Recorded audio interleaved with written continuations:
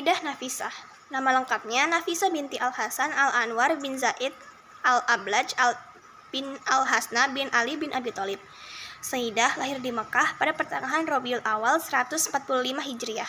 Saat usia 5 tahun, ia dibawa oleh orang tuanya ke Madinah karena ayahnya diangkat menjadi gubernur oleh Khalifah Abu Ja'far Al-Mansur. Selama di Madinah, ia melewati hari-harinya dengan berziarah ke makam Rasulullah SAW. Sayyidah seringkali berada di Raudhah. Di sana ia seringkali berzikir, berdoa dan menangis. Di Madinah juga ia bertemu dan mengaji kepada beberapa perempuan ulama, baik dari kalangan sahabat maupun tabi'in, sampai menguasai berbagai ilmu seperti Al-Quran, fikih, tafsir, dan hadis, hingga ia dijuluki Nafisah al-Ilm atau perempuan ulama. Saking cerdasnya, sampai suatu ketika julukan itu ditambahkan menjadi Nafisah al-Ilm wa Karimah ad-Darain atau perempuan ulama dan perempuan mulia di dunia dan di akhirat. Ia juga sering disebut sebagai Abidah Zahidah atau yang tekun menjalani ritual ibadah dan asketis. Sebagian orang menyebutnya wali perempuan dengan sejumlah keramat.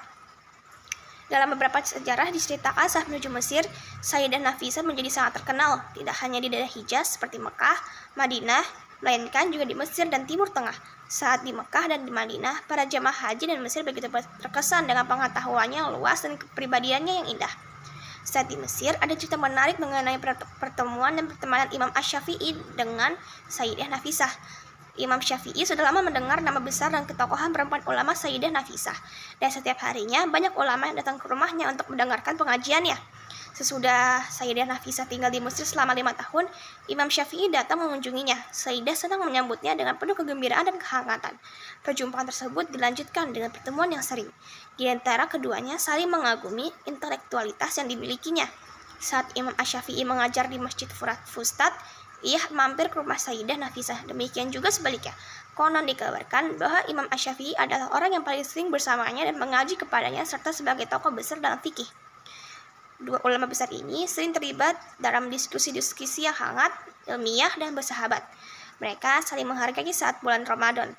Imam Asy-Syafi'i seringkali salat tarawih bersama Sayyidah Nafisah di masjidnya. Apabila Imam Asy-Syafi'i sakit, ia meminta Sayyidah Nafisah mendoakan kesembuhannya. Saat mendoakan, ia mengatakan matta'ahi Allahi bin an-nazar ila wajhin al-karim. Semoga Allah memberikan kegembiraan ketika berjumpa dengannya. Mendengar ucapan tersebut, Imam Asy-Syafi'i paham bahwa ajal sudah akan tiba.